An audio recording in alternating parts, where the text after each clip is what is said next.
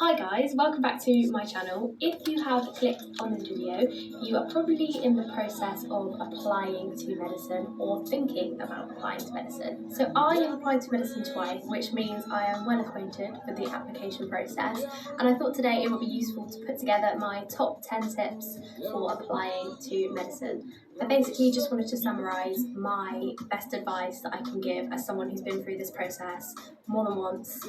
So hopefully you find this video useful. If you're new here, my name is Lydia and I am starting medicine in September. You can follow me on my Instagram at Lydia Martin Medic, where I'm going to be documenting my journey, and also please subscribe to my YouTube channel as I'm going to be making lots of videos over the coming weeks about applying to medicine. Okay, so tip number 1 is to plan ahead.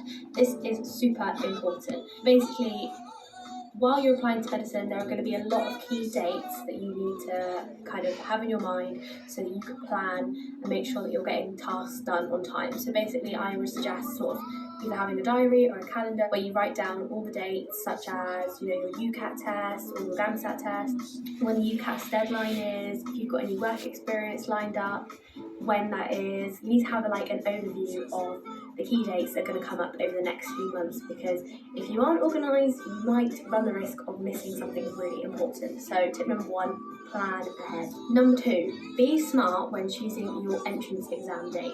This is something I did very wrong the first time I sat my UCAT exam. I picked my test date after a holiday, and this meant that I wasn't able to perform as well because I didn't get enough time to revise. Nobody is to blame but myself for that one, but just be wise when picking your test date, especially this year because of coronavirus. With UCAT they suggest just picking a date as early as possible and sticking to it, so they don't recommend that you change your date this year. I know when I sat it last year, I was able to change my date if I wasn't feeling ready for it on the day, but this year they recommend that you don't. So basically, be smart when choosing your date. Make sure it's not one that you're going to have to change unless it's absolutely urgent that you do. Tip number 3 is research. So this just means spend time online looking at all the different medical schools. I became obsessed with trawling through university websites and blogs and the student route and learning as much as I could about each medical school, whether that be the stats of how many people and what kind of applicants they accept, or the course structure. Just become an expert and spend your time researching every medical school, or at least the ones that you're interested in, so that you know for sure which ones are going to be well suited to you when you go to apply. Tip number 4 is explore all options, and this is basically to do with the fact that I ended up applying for some 5-year courses, so undergraduate courses, instead of just graduate entry courses, and this is something I didn't think about the first year that I applied. Sometimes undergraduate medicine isn't an option that is available to everyone, whether that be because of the length of the course or the funding, but it is slightly easier to get into, or at least it's less competitive because you're not just against other graduates when you're applying. Look at all the options that are available to you. Try not to have tunnel vision and just pick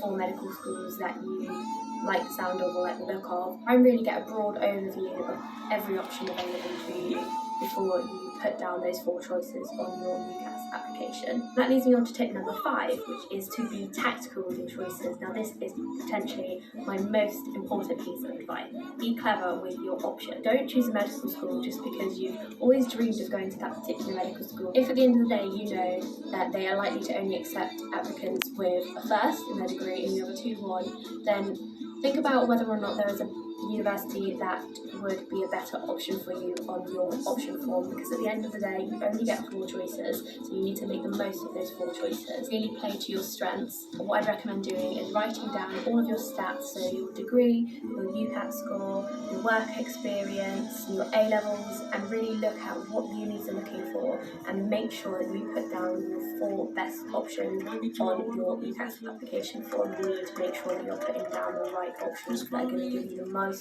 chance of getting an interview. Number 7 is to include all work experience on your personal statement. So basically, I didn't have that much experience in a healthcare setting. That is because I've been working as a teacher for the past 2 years, so I just didn't have the time to get that much experience